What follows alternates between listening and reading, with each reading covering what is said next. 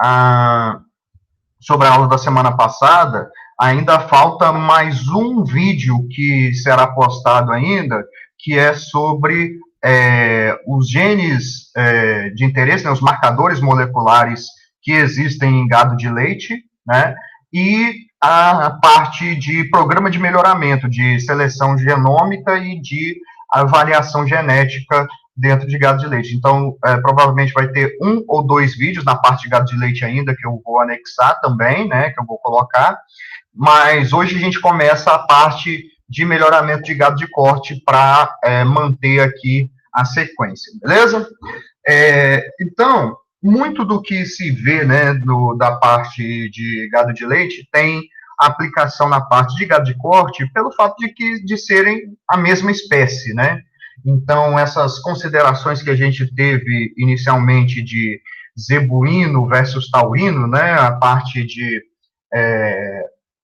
animais mais adaptados, mais rústicos, do lado dos zebuínos, e animais mais produtivos, porém pouco adaptados ao clima tropical, que é típico dos taurinos, né, dos bovinos bostauros, né, principalmente europeus, a gente vai ter aqui também na parte de gado de corte. Mas agora a nossa ênfase está completamente diferente em relação às características, né? Então, coisas como produção de gordura, produção de proteína, a parte de aprumos, de tipo, né, conformação leiteira, tudo isso passa a não ser importante para a gente. A gente vai ter um elenco diferente de características dentro dos objetivos, né, os critérios de seleção para atender um objetivo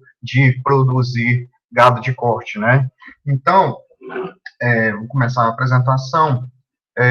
O ponto de partida de um programa de melhoramento genético deve ser relacionado a essas perguntas, né? O que selecionar, qual característica utilizar e como medir. Então, dentro do contexto de gado de corte, a gente vai ter que são basicamente 3 grupos de características principais. Uma são as características relacionadas ao crescimento, né? A outra são as características relacionadas à qualidade da carne. E a terceira são as características reprodutivas, né? Então, essa pergunta, o que selecionar, vai estar em sincronia com o objetivo de melhoramento a ser atingido. O objetivo é produzir mais carne em menor tempo, com maior qualidade e com maior lucratividade. Esse é o objetivo. Então, o que selecionar vai estar relacionado a esses grandes objetivos dentro da parte de melhoramento genético. Qual característica utilizar? Então, nessa aula a gente vai começar, e na aula da semana que vem a gente vai prosseguir, que a gente vai mostrar características que são importantes, né, e que são chave para atingir esse objetivo. São chamados critérios de melhoramento. E como medir é uma outra questão, porque um animal, né, é um dos animais de interesse zootécnico que tem maior extensão de tempo para produzir carne, né? Então, a gente está falando aí de um animal que vai estar disponível para o abate com 2, 3 anos de idade, né, em condições mais extensivas de Brasil, né, até mais para 3 anos, né, e outros mais precoces antes. Então, a gente vai ter que colocar em questão aqui também como medir, o que é a característica que eu vou medir, quando eu vou medir, né? Então, com que aparelho eu vou medir, né? Com que técnica, se eu vou medir com um score visual, olhando os animais e atribuindo notas, ou vou usar uma balança, ou vou usar uma fita métrica, né? Então, isso também é uma questão a ser considerada aqui antes de iniciar o programa.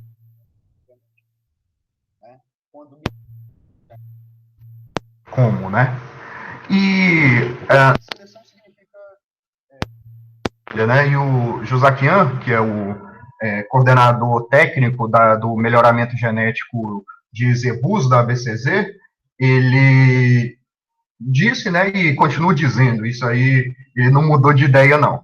Em melhoramento, a seleção implica em determinar quais indivíduos irão produzir a próxima geração, por quanto tempo esses indivíduos vão ser usados na reprodução, né, e em qual intensidade eles irão atuar no rebanho.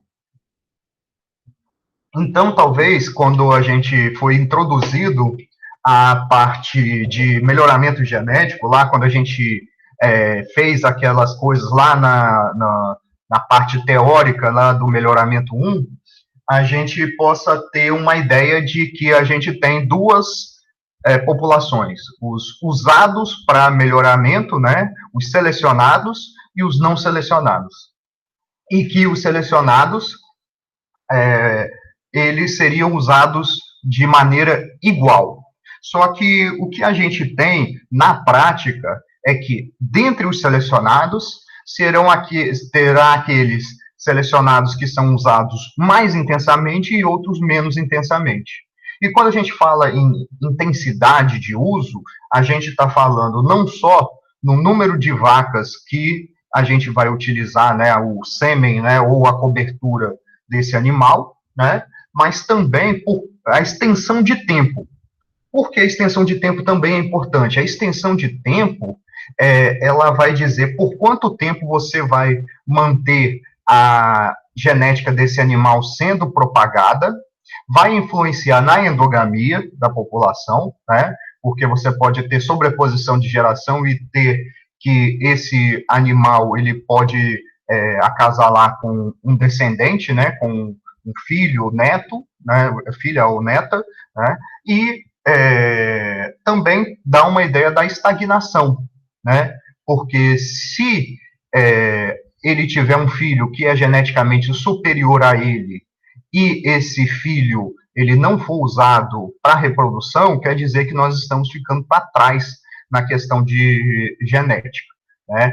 Mas aí tem uma questão também em relação a custo de cria desses animais, né?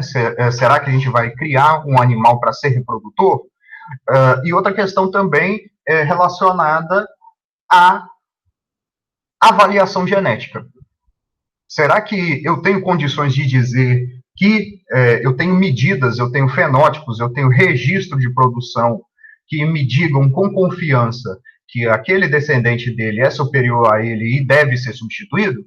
Então, são várias questões a serem pensadas aqui na parte de seleção dos animais. E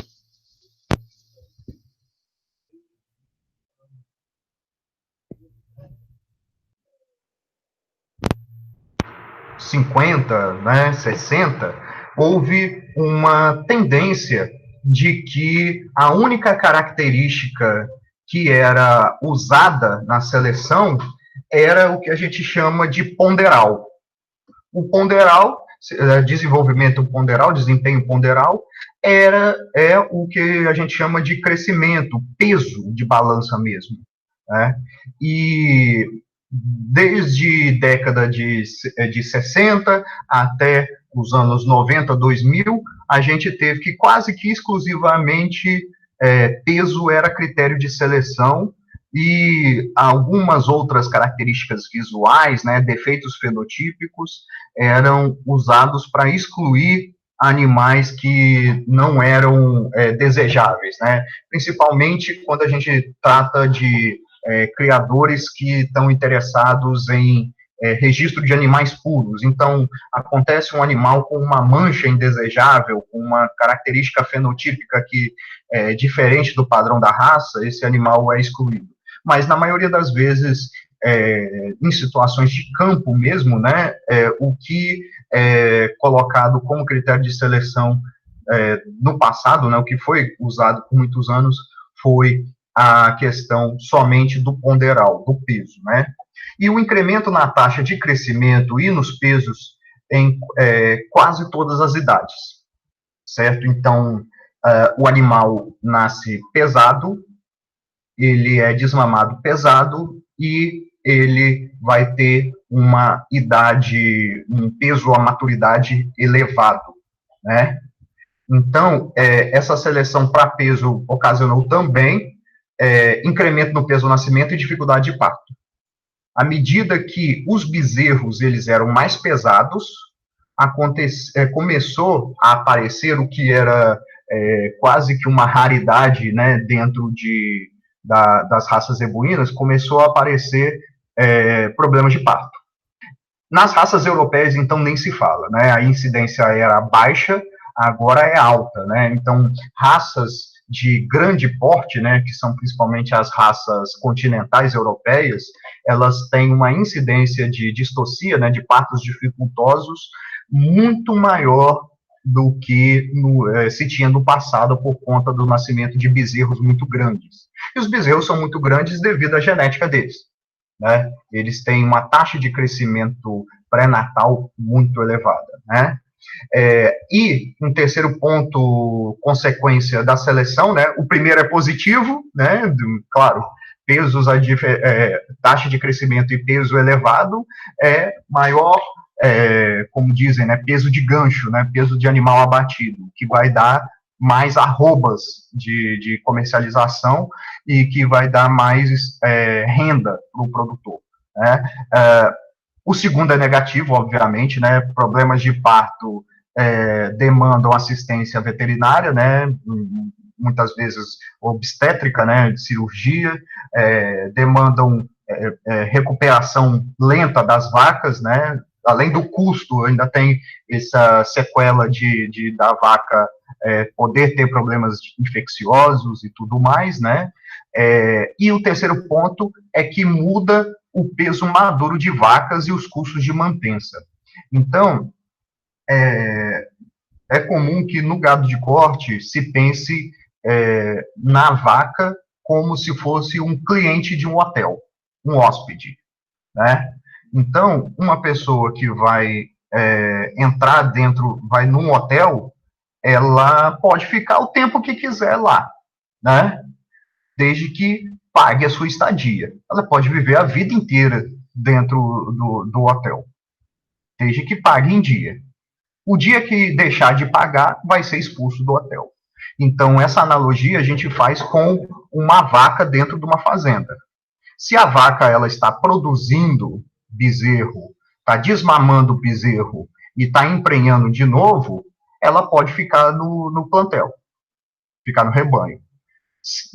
A partir do ponto em que ela começa a comer, a ocupar pasto e dar custos, né, dar despesas para a fazenda e não produz descendentes, então ela vai ser expulsa, né, como se fosse um cliente inadimplente, né, que está tomando café da manhã lá todo dia, está ficando lá usufruindo das benesses do hotel e não está pagando as suas diárias, né?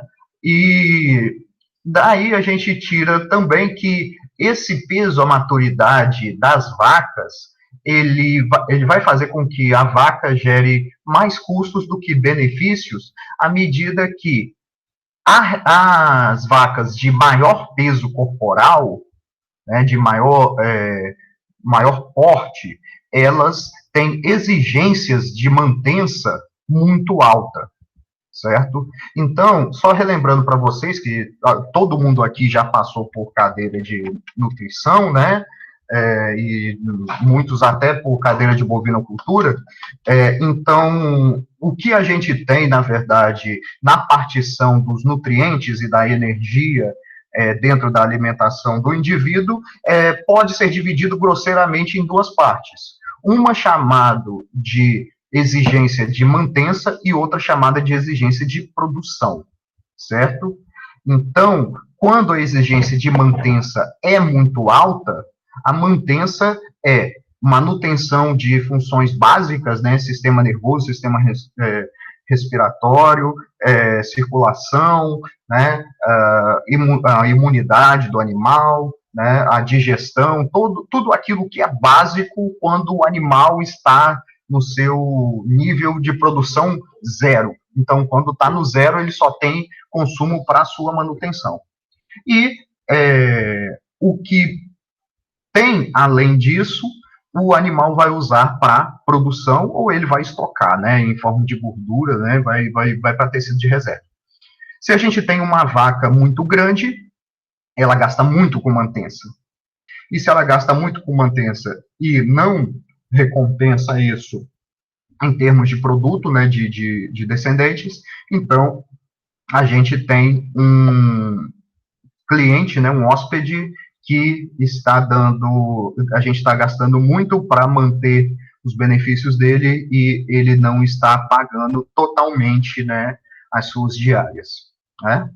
E, de maneira geral, redução da performance reprodutiva, né? Quando a gente tem animais muito grandes, a gente tem uma tendência de que esses animais eles ganhem peso e acumulem gordura. E a questão do acúmulo de gordura em animais em reprodução está relacionada à diminuição da eficiência reprodutiva, né? Aumento da dificuldade de parto, dificuldade de regulação do estro, né? Da regulação dos ciclos reprodutivos, né? Então, algumas fêmeas, devido ao excesso de gordura, entram em anestro. Então, a gente tem que, apesar do ponto positivo de dar um incremento, né, um lucro direto, né, que é o primeiro ponto, a seleção por peso, ela causa todos esses malefícios demonstrados aqui. Então, a seleção não deve ser pensada somente em termos de peso, e sim na composição de peso. Então, uma citação de Long, né, bem antiga, né, quase 50 anos atrás, mas que continua sendo atual e continua tendo a sua validade para a produção hoje em dia, né? Então, eu convido vocês aqui para olharem dois animais que está marcando a mesma arroba, mesmos quilos, né? E eu pergunto para vocês, qual desses animais é melhor?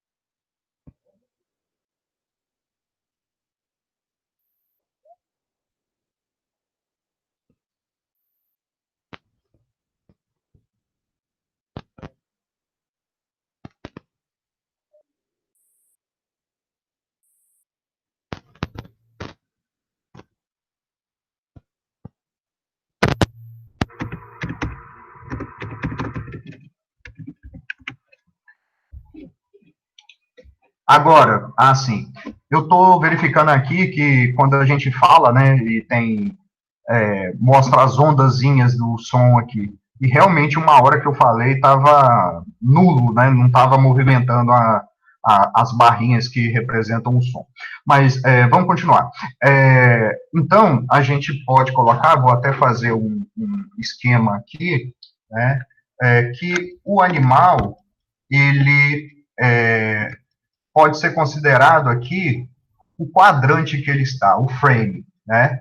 E esse animal aqui, ele tem o frame, né, a sua estrutura um pouco mais alta, né, uma capacidade torácica maior, né, e ele tem uma maior quantidade de carne no traseiro. Então, outra coisa também, né, o Rafael está dizendo aqui que é menos caneludo, né, o porte é maior, a abertura do peito. Sim. E outra coisa também que a gente pode notar diretamente, né, essa foto aqui não está tão boa, é a questão da musculatura do traseiro. Olha só a musculatura desse animal aqui, musculosidade. Então, esses animais aqui, né, da esquerda, ele teria uma maior aptidão para a produção de carne.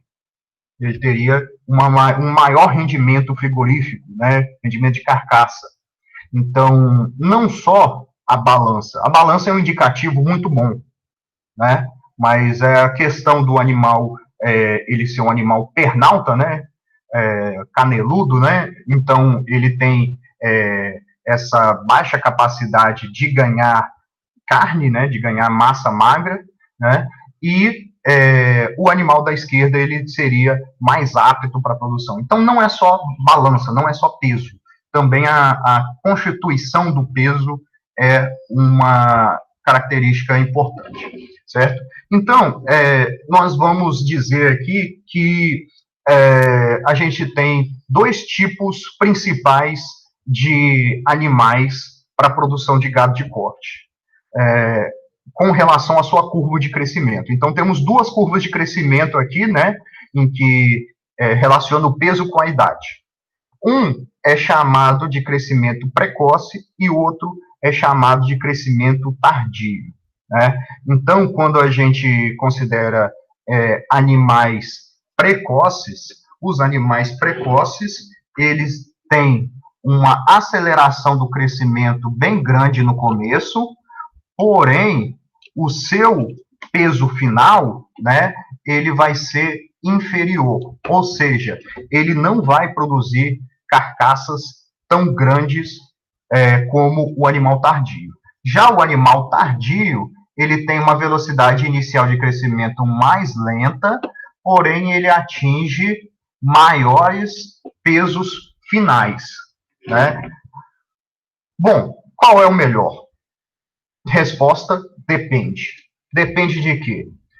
Se você estiver pensando em um mercado que a gente tem a questão de precocidade, de custos de produção um pouco mais altos, né, maior consumo de concentrado e tudo mais, um animal precoce, ele pode ser abatido mais cedo com um custo menor, certo?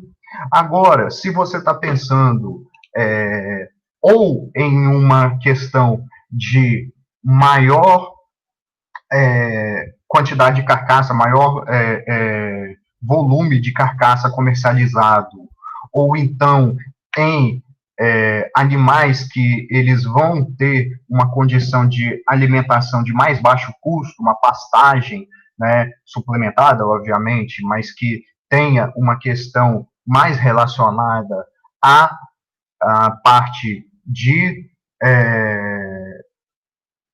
menor custo com alimentação, o tardio ele pode ser desejável porque ele está relacionado a maior quantidade de produto final. Então, é tudo um balanço entre custo e benefício. Pode ser que o mercado exija carcaças grandes, né? Porque para o frigorífico, a questão do tamanho de carcaça, ela otimiza a mão de obra. Então, é a mesma coisa que a gente estava falando lá na parte dos frangos, né? Quando a gente fala em frango vendido inteiro, ele é abatido aí com 42 dias. Agora, se a gente fala de frango para retirada de corte, né, a gente pode usar frangos um pouco mais, uma idade um pouco maior, porque vai otimizar a mão de obra daquele cara. O cara que corta um frango de 2 quilos, ele vai cortar quase no mesmo tempo um frango de 2,5 kg. Mas o produto produzido por ele vai ser meio quilo a mais, né? Da mesma forma, se a gente pensar na indústria do abatedouro, do frigorífico, uma carcaça de 14 ou 15 arrobas, né, a dissecação, a parte dos cortes, vai ter pouca diferença no tempo de execução do processo, né? A questão do manejo, a questão da insensibilização, né, do corte e da retirada das partes, né, a evisceração e retirada das partes. E a carcaça com uma arroba a mais vai gerar uma arroba a mais de produto final com quase o mesmo custo de mão de obra. Então, é a questão da utilização de mão de obra que muitos frigoríficos estão querendo. Então, muitos frigoríficos exigem que a carcaça tenha no mínimo 14 ou 15 arrobas, né? Para comercialização, né? O boi, né? Na verdade, o boi tenha 14, 15 arrobas. Porque se ele receber um de 13 arrobas, ele vai gastar com a mão de obra, né? Com a estrutura do frigorífico e vai render menos o trabalho do frigorífico. Então, eles penalizam o preço da arroba de animais menores. Então, a questão de tardio precoce aqui também entra nessa questão de comercialização, certo? E a gente vai ter que a obtenção do maior peso, né, do peso final aí para abate, vai ser no ponto A para a raça tardia e no ponto B para a raça precoce. Ou seja, a raça precoce vai ter uma vantagem aqui, né, um tempo a menos que esse animal vai ser alimentado, que ele vai permanecer no pasto, né, que ele vai consumir concentrado e vai estar ocupando espaço. O que pode ser vantajoso se a carcaça tiver um tamanho adequado, né, obviamente. E aqui a gente tem um ponto intermediário, né, onde os dois perfis, na mesma idade, apresentam o mesmo peso. Então, existe esse cruzamento aí entre os dois. Embora esse ponto aí, ele não represente uma idade boa para o abate, certo? Então, de maneira genérica, a gente tem que, em determinada fase da curva de crescimento, eles vão atingir o mesmo peso com a mesma idade, mas que facilmente, né, o animal tardio sobrepõe o precoce em peso final da carcaça. Ok? E sobre o que a gente estava falando da questão de mantença, né, a estrutura geral de um animal, principalmente quando a gente fala em custo de produção de propriedades de gado de corte, está relacionado também ao custo de produção de bezerros e de novilhos, né? Então, propriedades que trabalham com reprodução, elas vão ter que prestar muita atenção nesse esquema aqui, né, que o esquema proposto por Hill, em que ele coloca as prioridades da partição de energia e de nutrientes aqui, né? Então, primeiramente, né, como a gente disse, mantença. O animal ele tem que manter os seus sistemas reguladores, né? A excreção, a respiração, a digestão, o sistema neurológico, cardiovascular e tudo mais. Somente quando esse vaso encher, né, quando a gente fala de matrizes de gado de corte, vai sobrar para o leite da cria. Então, a primeira prioridade depois da sobrevivência do próprio animal é a sobrevivência da cria, certo? Isso é uma coisa aí de evolução, né? Então, o animal, ele vai primeiro se manter vivo para depois produzir leite. Porque se o oposto fosse verdadeiro, ele ia dispensar para a produção de leite e ia morrer logo depois. E aí, morrendo a vaca, morre o bezerro também. Então, a natureza é sábia, né? A seleção natural se encaminhou de dar prioridade à mantença depois para a produção de leite, certo? E outra coisa também é que depois da produção de leite ser atendida, na questão de nutrientes e de energia, vai para a condição corporal do animal. Então, para o animal recuperar suas reservas de gordura, para o animal desenvolver, né, e manter os tecidos musculares, né, e só depois da condição corporal estar satisfeita, vai pingar lá para a reprodução. E esse é o principal problema que a gente tem aqui no Brasil. O manejo alimentar dos animais para que sobre um pinguinho lá para o animal apresentar o seu ciclo e para ter um retorno ao cio, né, para obter a sua concepção depois de parir.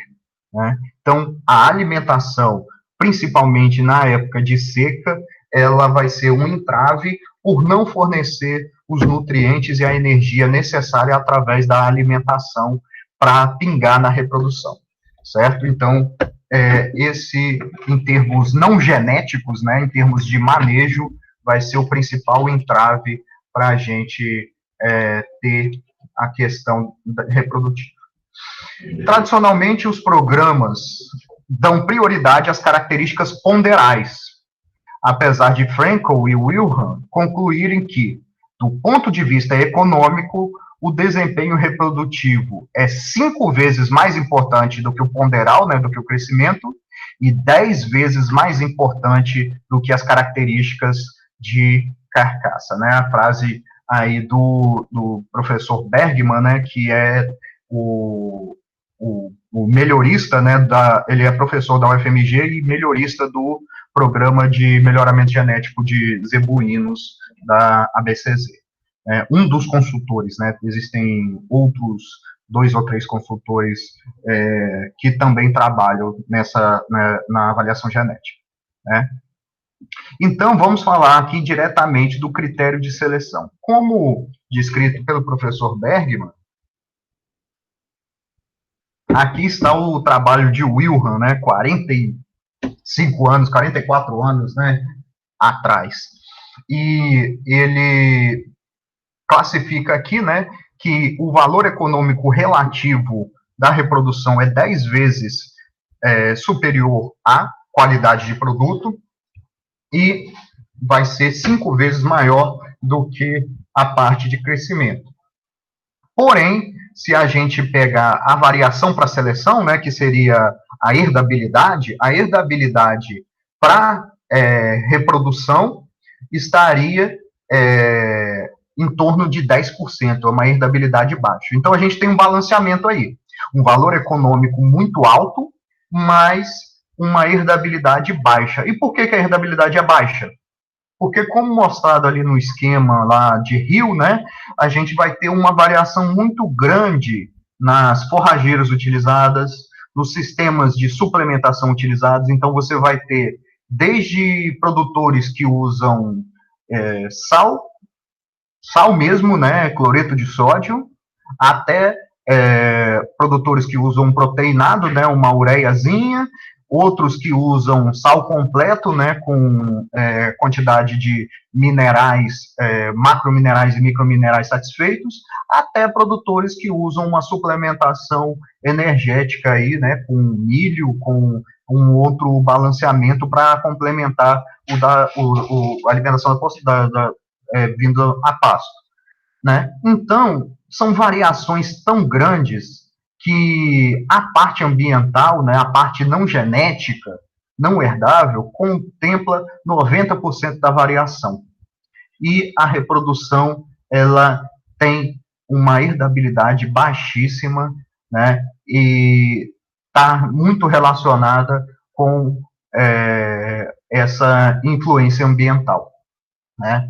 E outra coisa interessante é que, para a reprodução, a heterose tem um papel muito grande. 10% de aumento para eficiência das características reprodutivas quando se usa fêmeas mestiças. Né?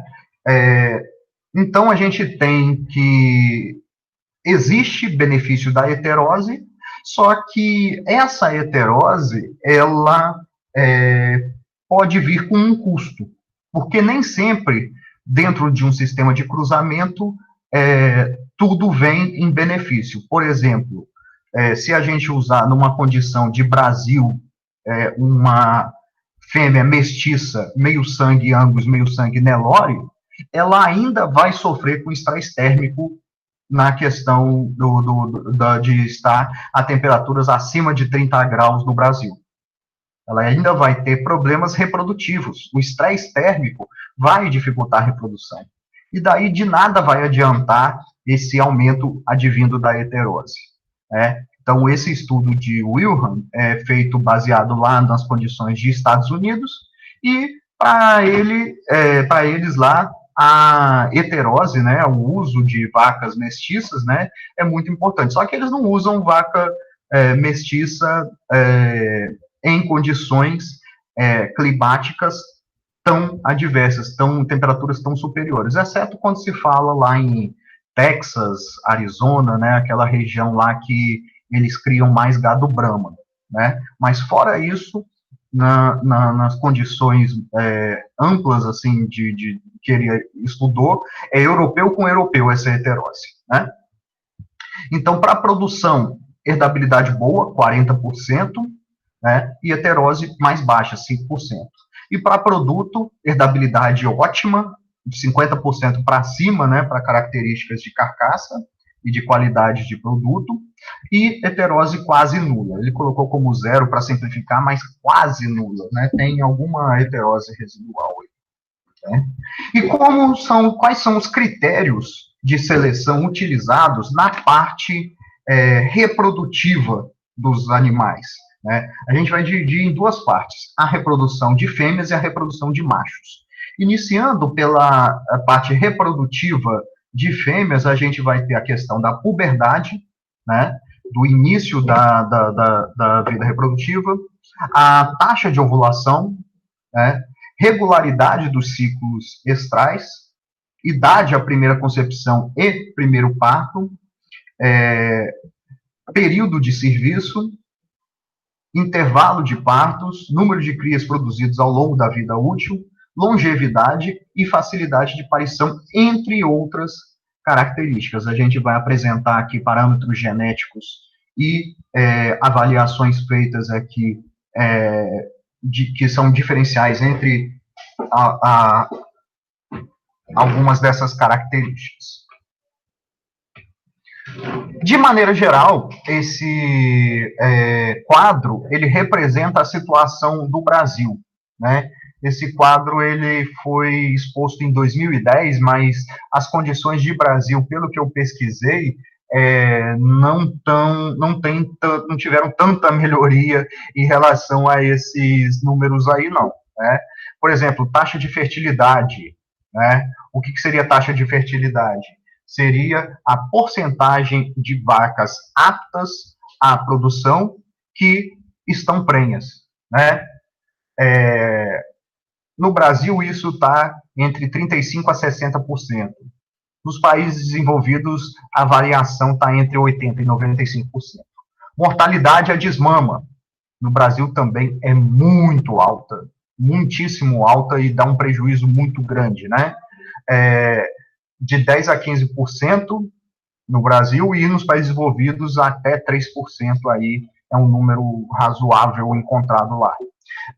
Idade à primeira cria, 36 a 48 meses no Brasil, ou seja, em torno de 3 a 4 anos para ter a primeira cria, enquanto que nos países desenvolvidos, 2 anos e meio. Intervalo de partos, 20 a 34 meses. Embora, né, o que está entre parênteses seja esse 13,3, seriam as médias de fazendas elite no Brasil, né, que está dentro da parte dos países desenvolvidos de 12 a 14 meses. Número de crias por vaca por vida útil, 4 crias, até a vaca ser descartada voluntária ou involuntariamente. Normalmente, involuntariamente, né? Quando a gente fala involuntária, é que ela apresentou um problema de saúde, ela apresentou, é, é, ela morreu, né? E a gente tem esses problemas. E para animais nos sistemas de criação de países envolvidos, a vaca não é descartada, né, ela não tem esse descarte com menos de 8 crias. Taxa de desfrute, né, que seria a questão da produção, né, vocês, acredito que todo mundo aqui já está familiarizado com esse nome, essa altura, né, do curso de graduação de vocês, no Brasil de 8% a 15%, sendo que fazendas elite em torno de 22%, em países envolvidos, 30% a 40%. Então, taxa de desfrute está diretamente ligado com a rentabilidade da atividade, né? Ok, então o que causa isso? Por que o Brasil é tão ruim nessa questão de produção de gado de corte? Os Estados Unidos produzem um pouquinho menos do que a gente, né? Ou páreo, né? Com a gente, né?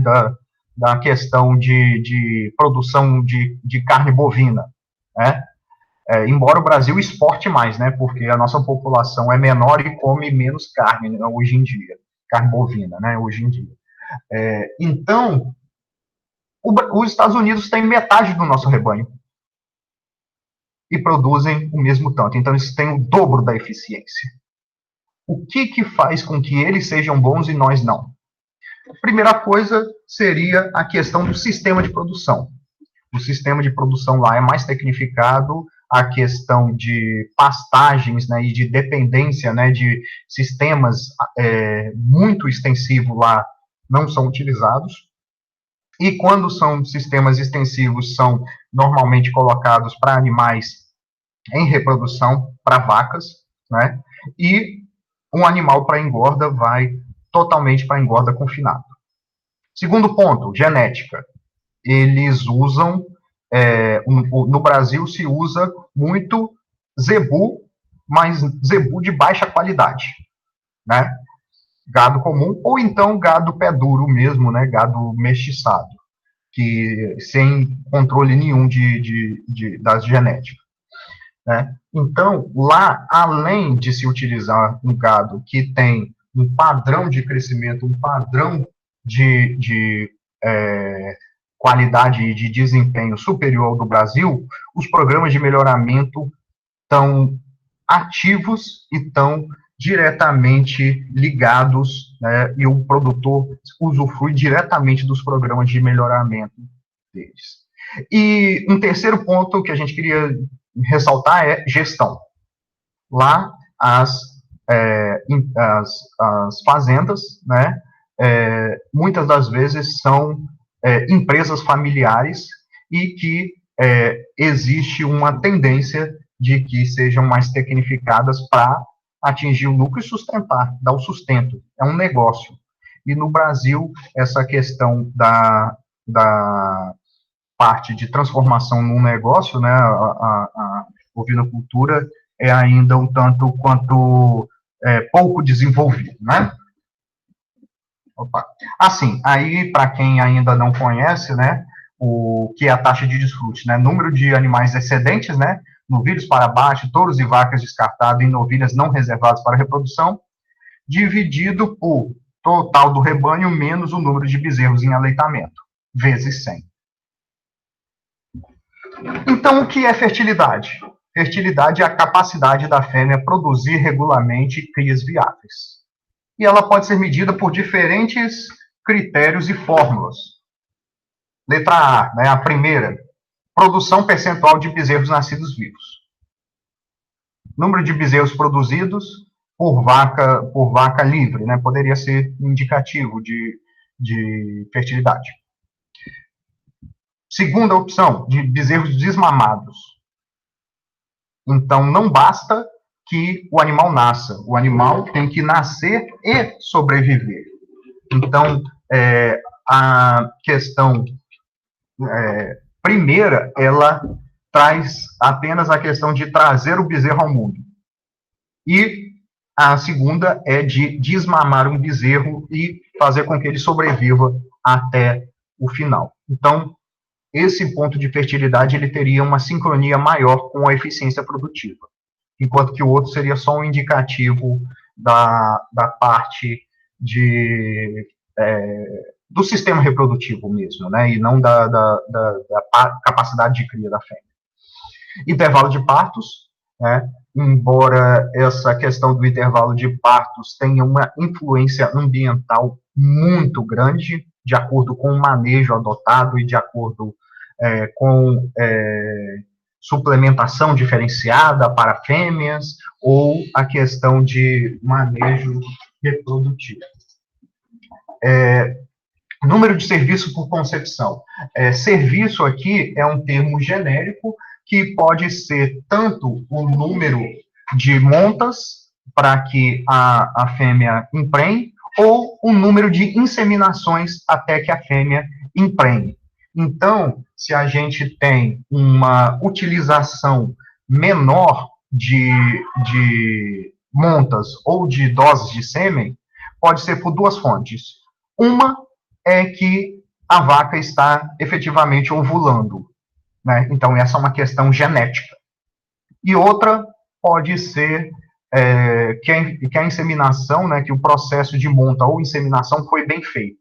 Então, isso aí é uma questão ambiental e não é herdável, né? Então, se a inseminação é mal feita, a não prenhez da vaca não é culpa da vaca, não é culpa da genética, né? Então, esse número de serviços por concepção também, ele é uma medida que ela depende muito da padronização e da qualidade do serviço feito, né? Tanto pelo inseminador, né, artificial, o peão, né, da fazenda que vai fazer essa inseminação.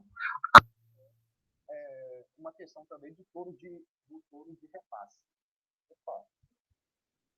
Então, falhou? Conseguem me ouvir?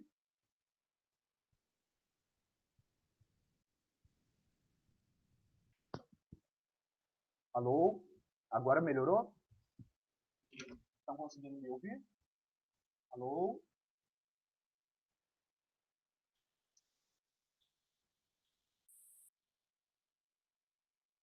Alô? Alô? Alô? Alô? Teste, teste, teste, teste, teste.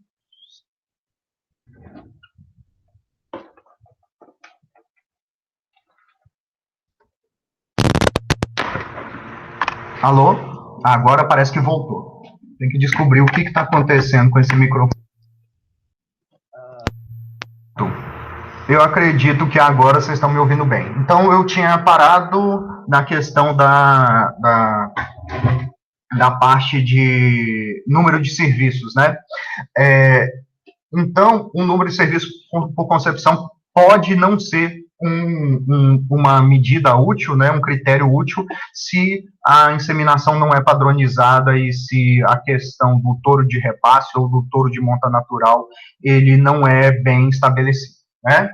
Idade à puberdade é uma questão também muito utilizada e que tem uma herdabilidade boa, que depende mais da fêmea do que do ambiente, e que tem abriu uma oportunidade, a gente vai ver aqui alguns dados muito interessantes sobre isso, né? E número de bezerros produzidos durante a vida útil, ou capacidade produtiva da vaca. Isso é um critério que é novo, e existem muito poucos dados, porque já é difícil que você tenha os outros dados. Imagine o quão difícil é acompanhar uma vaca por 5, 10 anos, e até que ela seja descartada do início ao fim. Quantas fazem isso? Quantas fazendas iniciaram o seu manejo antes, né, para ter esses resultados? Então, é uma coisa bem complicada da gente considerar como um critério a ser usado em qualquer condição. Então, a fertilidade, de maneira geral, vai ser o número de bezerros desmamados, ou o número de bezerros nascidos, dividido pelo número de fêmeas aptas à reprodução. O número de serviços por concepção, a média em rebanhos com resultado satisfatório para o uso de inseminação artificial é entre 1,3 a 1,6, né? Ou seja, a média de 1,3 palhetas de sêmen, né, a cada prenhez, né, até 1,6.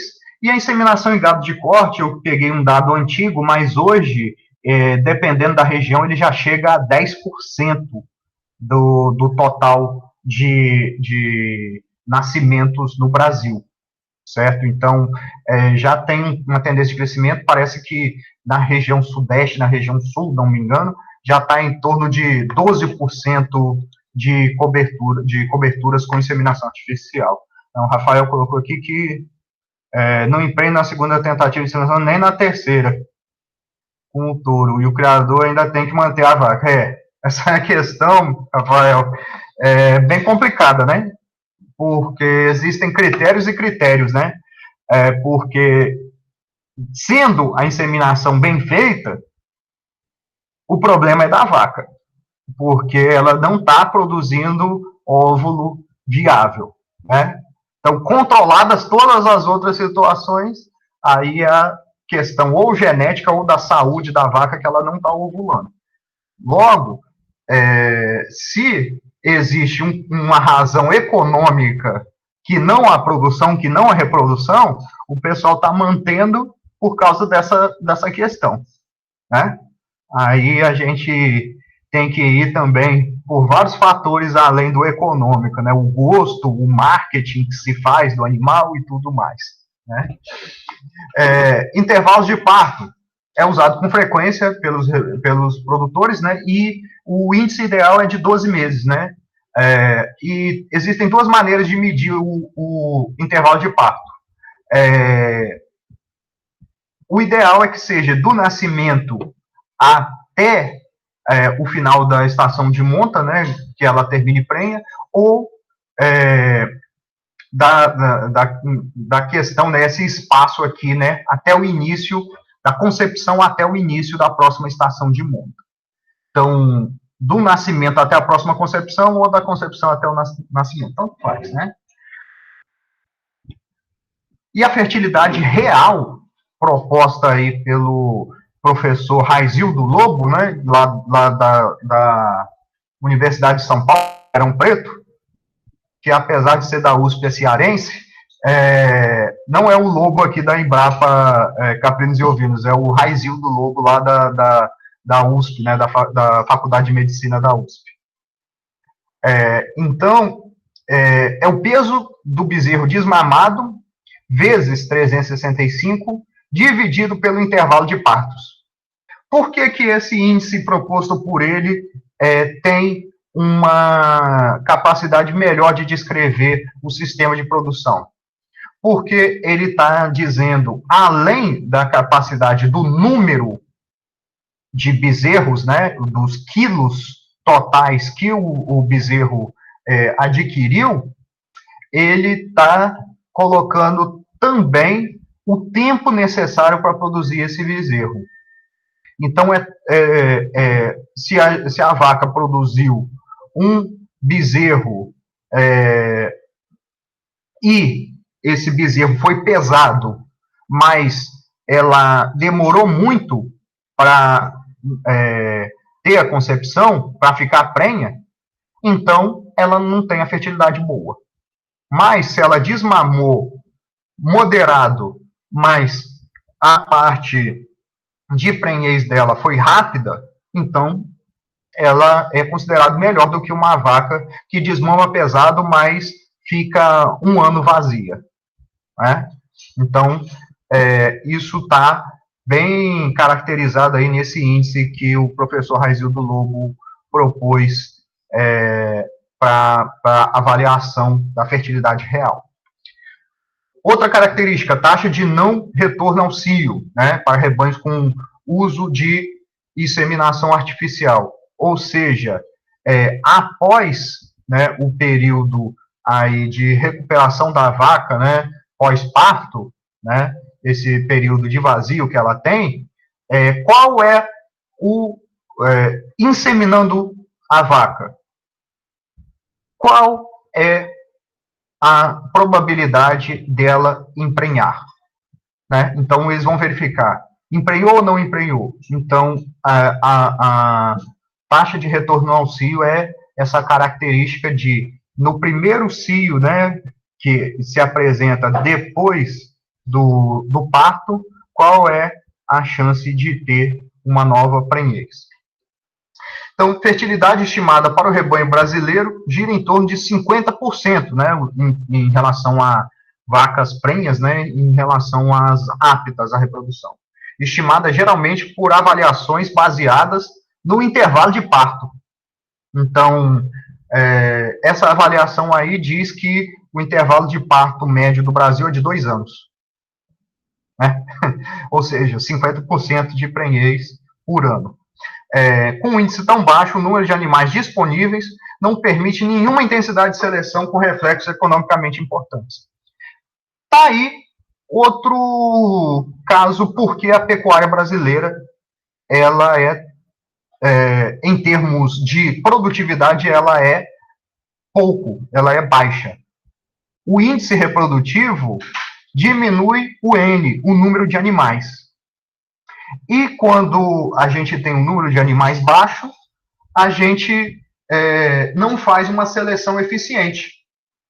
A gente pega praticamente todos os animais que nascem para serem a reposição de novilhas e a reposição de tourinhos no nosso rebanho. Então, com isso, a gente tem baixo progresso genético. Né? Outra medida aqui relacionada à questão de produtividade da vaca é a chamada stayability, ou habilidade de permanência no rebanho, né? Que é relacionada à longevidade, mas não longevidade como tempo de vida, como sobrevivência, né? Mas sim longevidade em produção.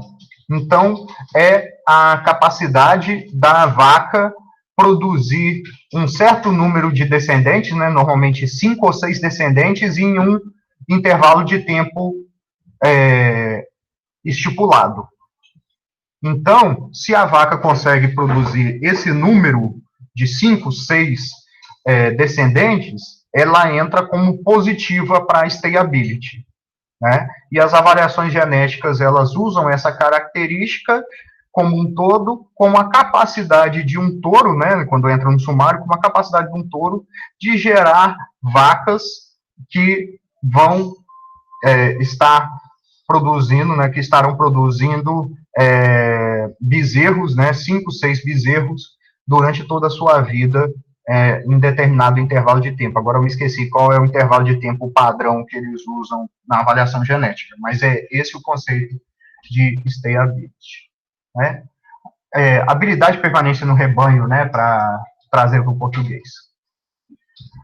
Outro grande problema da parte reprodutiva, mortalidade. Então, para a mortalidade pré-natal, a gente tem poucos estudos, até mesmo porque para fazer essa caracterização, a gente teria que fazer biópsia, teria que fazer exame patológico em todos os abortos acontecidos, o que tem um impacto econômico, né, um custo para a aplicação para obtenção dessa medida muito alto, então não é conveniente, né? E, ademais, a gente sabe que a prevalência de doenças que causam abortos, né, no nosso rebanho, ela é bem alta, né? Então, brucelose, né, e outras doenças que podem afetar, né, causar aborto, é bem alta no Brasil. Então, possivelmente não é de uma origem genética, tem uma origem ambiental muito forte e, consequentemente, herdabilidade bem baixa. Pós-natal. Os dados são criticáveis devido à inexistência de informação da população bovina como um todo, né? E a mortalidade pode chegar até 15% durante a fase de aleitamento e 5% na fase pós-desmama. Então, a gente tem um binômio aqui do caos na produção. Alta mortalidade e baixa fertilidade. Ou seja, nascem poucos animais e dos poucos, muitos morrem. Então, a gente tem população bem baixa, né, um custo elevado, porque, como dito, né, o animal está lá no hotel e não está pagando a sua diária desmamando o bezerro. A vaca não está desmamando o bezerro. Puberdade. Né? Puberdade indica a maturidade sexual e o início efetivo da reprodução da fêmea. Pode ser avaliada pelo primeiro cio. Só que a medida de primeiro cio é praticamente impossível da gente obter, a menos que a gente tenha um sistema de monitorização ao vivo, que pode ser um funcionário que vai ficar observando vaca o dia inteiro, 24 horas por dia, né? Ou então a gente conte com um dispositivo, né, alguma metodologia mais nova, embarcada, né, que a gente diz, né, colocar um aparelho que meça alguma reação da vaca que indique esse cio, né? Ambos os casos ainda são inviáveis para a gente obter isso na prática para um grande número de animais, né? E, como já dito, varia com alimentação, com manejo, com clima, com diferenças raciais e com diferenças individuais. E poucas informações para raças zebuínas que a gente tem são de idade à primeira cria, o que é muito diferente de idade ao primeiro cio. Por quê? A vaca só vai dar cria se ela estiver exposta a um macho. E a gente tem que, tradicionalmente no Brasil, não se põe novilha nova, né, para ser coberta por touro, junto com touro. Então, essa informação, esse dado de idade à primeira cria que a gente tem, ele é um tanto quanto errado. E a gente vai mostrar aqui por quê, né? Então, a gente tem uma informação aqui que a idade ao primeiro serviço das novilhas zebuínas situa-se na faixa de 28 a 39 meses. Por quê? Isso aí é estimativa. Isso não é real. Porque tem se registrado, na média de Brasil, idade ao primeiro parto de 37 a 48 meses. Então, desconta os 9 meses da gestação, né? O primeiro serviço delas, 28 a 39. É o que está divulgado pelo Brasil, né? Com estratégia de alimentação, o professor Mário Paulino fez esses experimentos, a idade ao primeiro serviço pode vir 24 a 27 meses. Puxar essa média para um ano antes, né? E com 24 a 27 meses, parto aos 36 meses. Certo? Então, isso com manejo a pasto, suplemento múltiplo de baixo consumo. Né? É possível. Então, muito do que a gente tem de resultado negativo não é a genética do Nelore, não é a genética do zebu, é manejo ruim. Certo? Passar aqui. Então, por conta desse manejo prejudicado, esse manejo ruim, o zebu ganhou o rótulo de animal sexualmente tardio. Então, a gente colocou na cabeça que o europeu é precoce e o zebu é tardio. Por que o zebu é tardio? Porque ele vem de fazenda que não dá o suficiente para pingar no coisa da reprodução. Né? Para passar da mantença para depois a produção de leite, para depois o score corporal e para pingar depois no balde da reprodução. Por isso que a gente tem essa noção de que o zebu é ruim, né? Então, a perda de peso associada à flutuação nutricional decorrente da alternância entre escassez e abundância de forragem, né? A época de seca e a época de inverno, né? É aceita como a causa do alongamento da idade à puberdade aqui no zebuíno. Então, melhoria das condições de alimentação, notadamente no período da seca, são diferenciais para que haja maior precocidade desses animais. Idade ao primeiro parto é reflexo direto da taxa de crescimento. Então, a idade e a puberdade relacionam-se favoravelmente e negativamente com a velocidade de crescimento pós-desmama. Se a novilha, né, a bezerra desmamada, vai apresentar uma grande taxa de crescimento, ela vai apresentar o cio mais cedo e vai emprenhar mais cedo. E vai parir mais cedo. Certo? Da mesma forma do que a gente viu no gado leiteiro.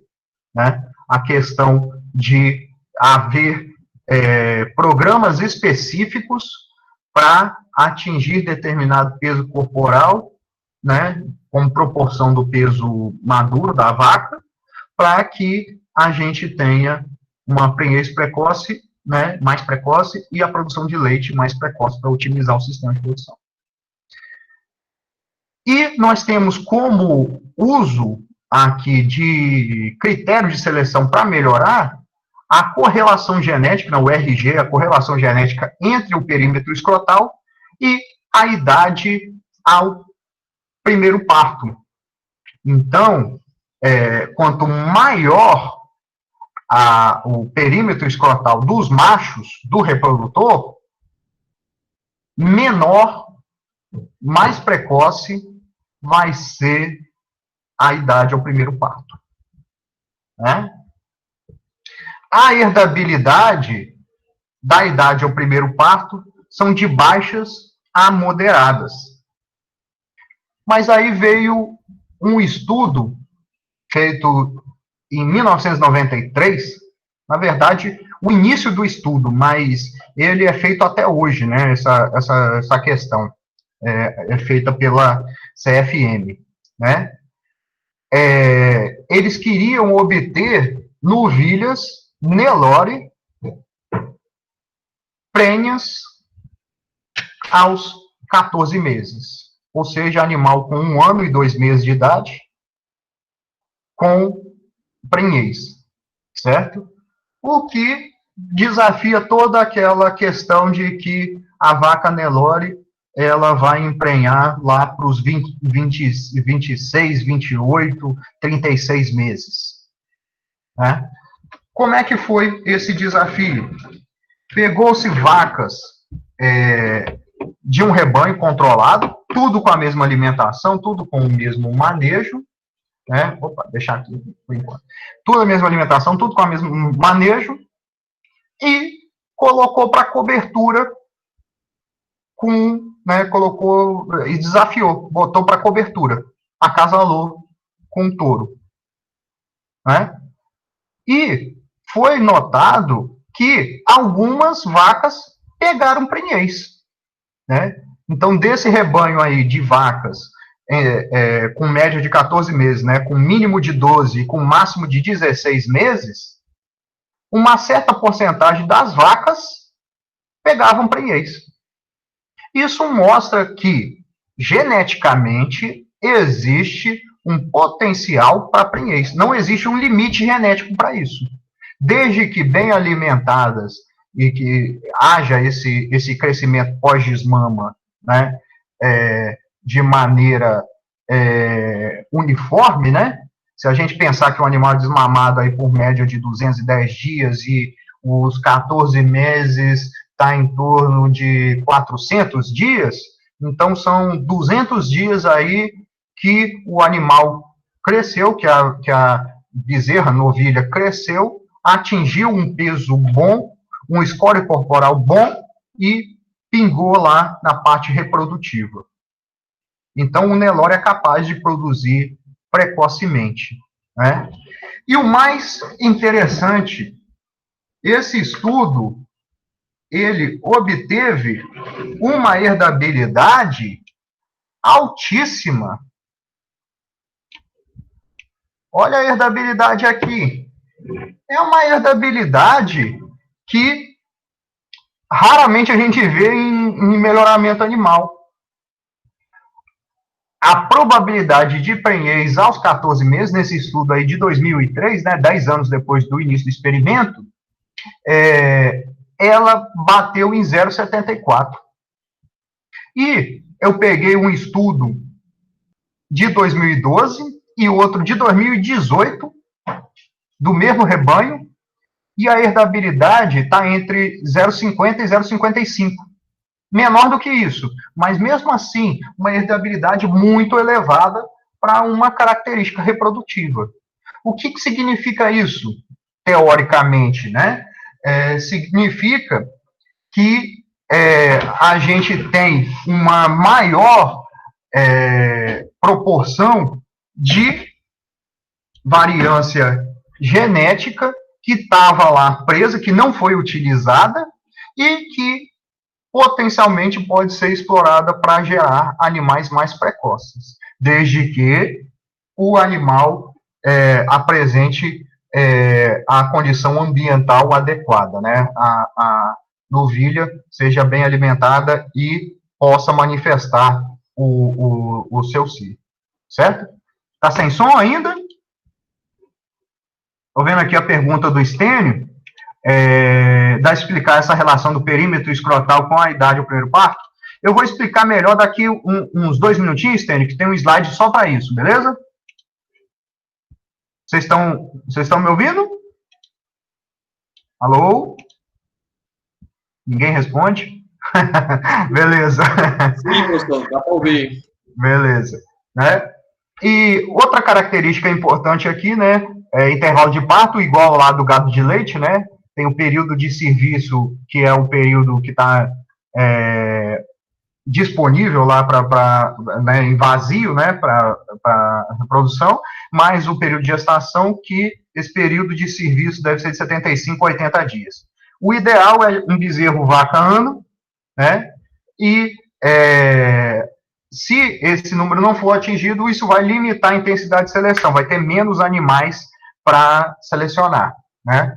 A idade geral, a média geral de intervalo de parto de 16 meses corresponde a 74% de fertilidade, né? Excluídas as vacas que falharam e é baseado em fazenda elite, né?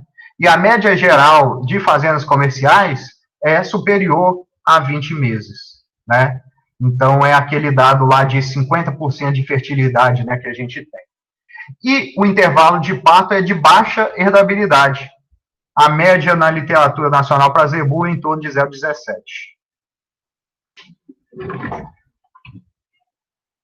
Número médio de crias é uma outra variável importante, né? Está em torno de 4 para zebuínos. Reduz a intensidade, esse número baixo reduz a intensidade de seleção, né? Está distante do objetivo de um bezerro por vaca por ano, e resultado é um progresso genético lento. Então, a gente tem uma formulinha aqui para calcular o número médio de crias, e a gente vai dar um exemplinho aqui, né? Se o intervalo de parto é de 20 meses, né, o P, que é a permanência da vaca no rebanho após o último parto, é de 8 meses, e V é a vida produtiva do animal, ela é de 60 meses, o valor de N calculado aí vai ser de 3,6 crias por vaca. Embora esse número aí seja um pouco difícil de obter, porque nem sempre a gente tem esse acompanhamento tão longo da vida do animal, né?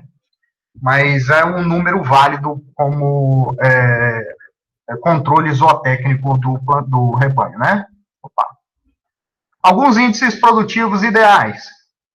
Intervalo de parto de 12 meses, gestação de 283 dias, período de serviço de 82 dias, involução uterina de 20 a 40 dias, primeira ovulação 20 dias após o parto, o silencioso, e o primeiro cio 40 dias após o parto, né? E o período seco, né, de descanso de 60 dias. Né? Aqui a gente tem algumas práticas, né, na questão não genética, né, que afetam também, que seria a estação de monta, né, estabelecer um período para que aconteça a otimização da mão de obra para ter a questão de um bezerro por vaca por ano, para facilitar isso, presença de macho inteiro, rufião na estação de monta, né, para estimular a questão de feromônios, né, e a resposta, logicamente, depende do nível nutricional do rebanho, né? Seleção para eficiência reprodutiva. Eliminar novilhas que falham em conceber após um tempo razoável de exposição. Então, passou muitas tentativas, né, estabelece dentro da realidade da fazenda, claro, um critério real, plausível, né, e elimina novilha que não entra em reprodução, né, que não emprenha. Eliminar vacas que ficam vazias em um determinado ano, se a produção de bezerros anterior é abaixo da média em peso, então se primeiro ano, bezerro desmamado fraco, magro, né, com peso pequeno, e no segundo ela falha, é um critério para eliminação. Eliminar vacas vazias por 2 anos consecutivos, né, outro critério de eliminação.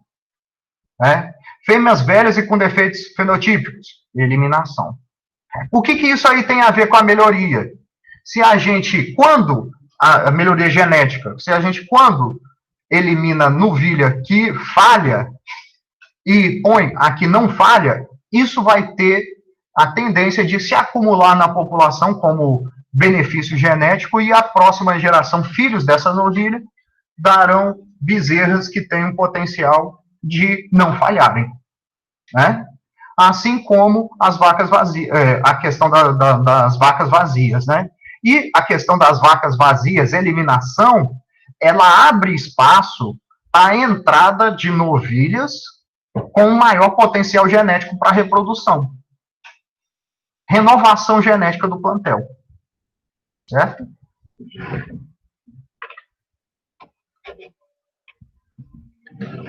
Fêmeas com baixa habilidade materna, né, após a desmama da primeira cria, e fêmeas com defeitos no sistema genital.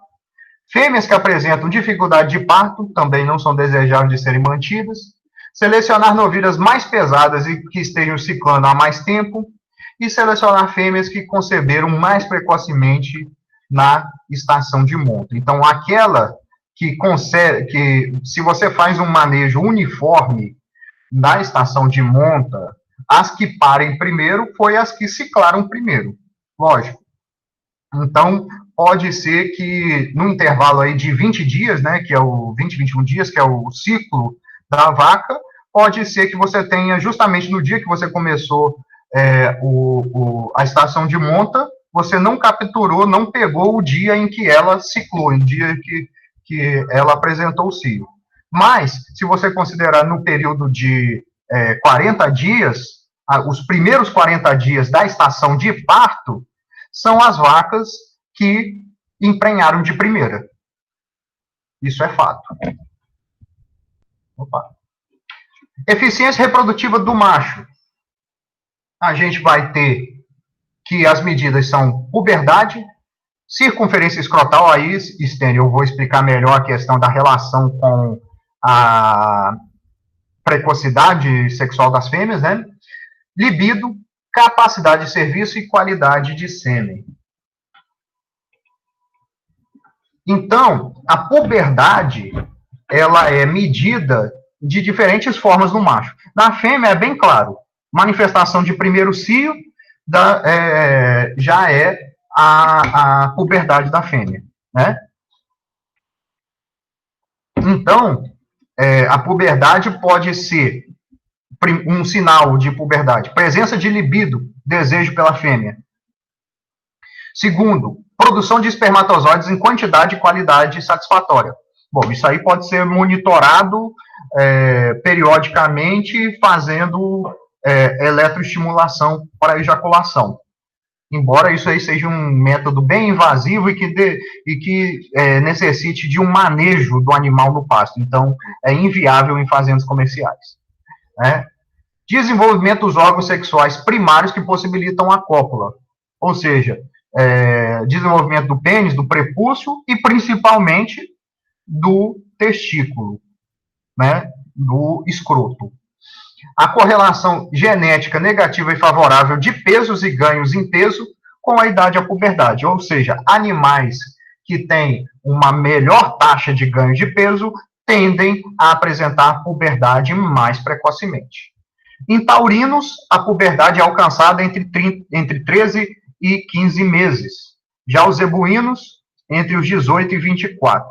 Então, é aquela mesma questão. Será que esse tardio do zebuíno é uma questão genética ou foi porque foi medido em condições de ambiente mais adverso, né, nutrição pior? Porque, da mesma maneira, a questão da reprodução do macho, primeiro vem a mantença, depois vem o score de condição corporal e depois vem a manifestação reprodutiva, certo? Então, se o animal não ganha peso suficiente, ele não vai ter a sua puberdade precoce. E aí, Stênio, a questão da circunferência escrotal. Circunferência escrotal normalmente é medido aos 205, 365 e 550 dias, que coincide com a idade em que os animais são pesados. Normalmente, em gado de corte, a gente tem que fazer o mínimo de manejo possível para não estressar os animais e para não ter perda em eficiência de produção. Então, 205 dias é a idade a desmama, em que os animais vão ser apartados das vacas e colocados no pasto, sozinhos. 365 dias é uma pesagem de 1 ano de idade, para verificar o peso, e 555 é o que a gente tem como uma idade próxima da idade adulta, para padronização, né? É uma medida relativamente fácil de manutenção, né? A figura aí mostra, né, como é a medida. É claro que isso aí é feito num tronco em que o animal está contido, né, e para minimizar o risco de acidente. Isso aí não é feito com o animal a pasto, obviamente. E a herdabilidade é de média alta, 40% a 70%, e repetibilidade alta também. O que significa repetibilidade alta? Que um animal que hoje tem maior perímetro escrotal, né, o perímetro escrotal vai continuar sendo grande dali para frente, né? Correlação genética favorável com características de crescimento e reprodução. Ou seja, o animal de maior perímetro escrotal normalmente é o animal que produz mais testosterona. E animal que tem mais testosterona tem um anabolizante natural, né, que dá maior ganho de peso e maior capacidade reprodutiva também, né, maior libido, entre outras características. E em Nelore, a correlação entre circunferência escrotal e idade ao primeiro parto foi de 0,77. Então, explicando aí o que é isso, como foi medido isso, pega numa população, nas fêmeas, mede a idade ao primeiro parto. Nos machos, mede a circunferência escrotal. Então, se a gente pegar, por exemplo, em pares de irmãos, um irmão que tem circunferência escrotal grande tem uma irmã que é precoce. Já um outro par de irmãos, um macho que tem circunferência escrotal, né? Circunferência não é a melhor palavra, perímetro escrotal é a melhor palavra. O perímetro escrotal maior vai ter uma irmã, uma parente, que vai ter a idade ao primeiro parto mais tardia. Opa. Então, o que tem a ver circunferência escrotal com a parte reprodutiva da fêmea? De modo geral, as correlações entre o perímetro escrotal, circunferência escrotal e características reprodutivas das fêmeas são favoráveis e na direção desejável. Por quê? Os mesmos genes que controlam os hormônios FSH e LH no macho também controlam o FSH e LH nas fêmeas. Então, é um sistema genético que correlaciona os dois. Eles têm a mesma causa genética. Então, um reprodutor que tem maior circunferência escrotal é porque ele tem maior produção lá de hormônios partidos lá da hipófise, né? Que é o eixo hipotalâmico hipofisário gonadal. Na gônada, no testículo do macho, vai fazer com que o testículo aumente. Na gônada da fêmea, vai fazer com que o ovário tenha a ovulação, né, a ovocitogênese lá, né, mais precoce. Certo? Ficou alguma dúvida em relação a essa relação? E outro estudo aí, né, também correlacionou o perímetro escrotal com a libido, ou seja, animais que têm maior perímetro escrotal têm maior libido, têm maior capacidade de monta, né? Ele vai buscar a fêmea buscar montar na fêmea com maior frequência, o que beneficia a fertilidade da fêmea, né? A produção da fêmea, né? Libido e capacidade de serviço. Falamos de libido aqui de maneira geral, e o que é definitivamente a libido, né? O feminino, a libido. Ela avalia a espontaneidade do touro para montar e efetuar a cópula. Então, a libido pode ser mensurado, por exemplo, num teste padrão, em que um touro é solto num curral em que tem um certo número de vacas, né, e mede-se a quantidade de vezes que esse touro tem acesso a, né, traz tentativas de monta ou completa montas. Né, então, ele pode ser medido quantitativamente. Em zebuínos, a libido é boa, mas a reação é discreta em provas de comportamento sexual. E é curioso isso, porque muita gente atribui e diz que o touro zebu é mais tímido. Não é que ele seja menos libido, não. Quando aparece alguém para medir ele fazendo a relação sexual dele, ele tem vergonha. Né? Brincadeira, viu, pessoal? Capacidade de serviço. Número de montas efetuados pelo reprodutor em um determinado tempo. Então, quando a gente falou o número de serviços lá para a fêmea, podia entrar em inseminação artificial. Aqui não. Aqui a gente está falando o número de montas que o touro tem para emprenhar uma fêmea fértil. Né? Então, não para emprenhar, mas também um número total também é uma medida. Né? Em zebu a gente não tem muito dessa medida, mas a literatura estrangeira diz que a herdabilidade é moderada, é até boa, né? De 0,35 para essa característica. Qualidade do sêmen é uma característica de vital importância na pecuária de corte no Brasil e caracteriza-se pela predominância do uso da monta natural e em condições extensivas. Aspectos físicos do sêmen, como motilidade, vigor espermático no bilionamento, e permite avaliar a relação touro-vaca, né? Melhorar aí essa relação touro-vaca, otimizando, né, o número de touros no rebanho. E as herdabilidades, a gente tem resultados pouco consistentes ainda, porque o número de animais avaliados para essas características é pequeno, porque é uma medida laboratorial, então exigiria um número muito grande de touros em coleta para avaliar. Então, as herdabilidades são bem pouco consistentes. Né? Perímetro escrotal e qualidade de sêmen estão altamente correlacionados também. Então, o perímetro escrotal é uma das poucas características, se não a única, nos sumários de touro brasileiro. Quase nenhum sumário de touro no Brasil tem característica reprodutiva, só perímetro escrotal. Certo? E Martinez, né, o professor Mário Luiz Martinez, propõe que o uso de touros esteja submetido ao exame andrológico para avaliar a capacidade de monta. Então, um dos critérios para levar um touro a exame andrológico seria a seleção inicial de tourinhos baseado na circunferência escrotal. Certo? Na prática, como executar a seleção para eficiência reprodutiva? Eliminar touro de baixa fertilidade por apresentarem baixa capacidade de serviço e ou paridade espermática.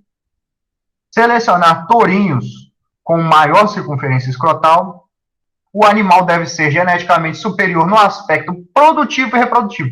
Não adianta nada o animal ser um bom reprodutor se ele é um animal que não vai melhorar as características ponderais, as características de carcaça do rebanho. Então, isso aí é fazer pioramento genético. Você vai fazer com que um animal seja usado intensamente, sem a avaliação das outras características, então a gente vai ter a tendência de aumentar na população genes que não contribuem para as características, né? E o animal deve ser livre de doenças e anormalidades que possam comprometer a sua eficiência em produção e reprodução, né? Isso no sentido prático de uso para cobertura a campo. Certo? É isso aí, pessoal. Tem alguma dúvida em relação à questão de hoje, né? As características reprodutivas e os critérios utilizados? Na aula da semana que vem, a gente vai falar de outros critérios de seleção, que são os critérios relacionados ao ponderal, né, ao desenvolvimento do peso e as características de carcaça, principalmente. Alguma consideração, alguma dúvida? Professor, eu tenho uma dúvida. Diga. Essas características, todas essas partes que o senhor explicou, os programas de melhoramento do Nelore, eles abordam? Não. Dessas aí de fertilidade, a maioria dos programas põe só perímetro escrotal.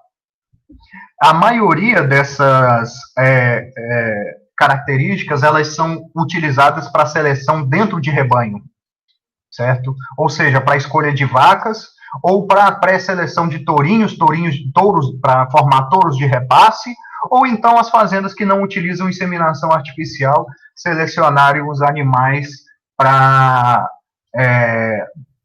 melhoria da capacidade reprodutiva do rebanho, né? E existe o caso, como poderia dizer assim, híbrido, né? Fazendas que usam parcialmente inseminação artificial e usam outros animais que não são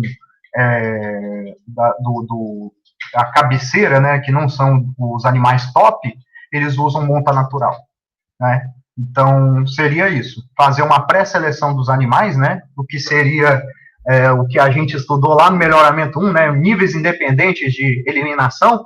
Então, eles selecionariam primeiro os animais para essa circunferência escrotal e depois aplicariam outro tipo de seleção. Entendi, professor. Obrigado. Nada. Mais alguma dúvida aí, pessoal? Bom, pessoal, não havendo mais dúvidas, a gente finaliza por aqui. Bom final de semana prolongado para vocês. Primeiro final de semana prolongado da nossa pandemia virtual, ensino remoto, né? E no que precisar, a gente vai estar disponibilizando os materiais aí, certo? Até mais.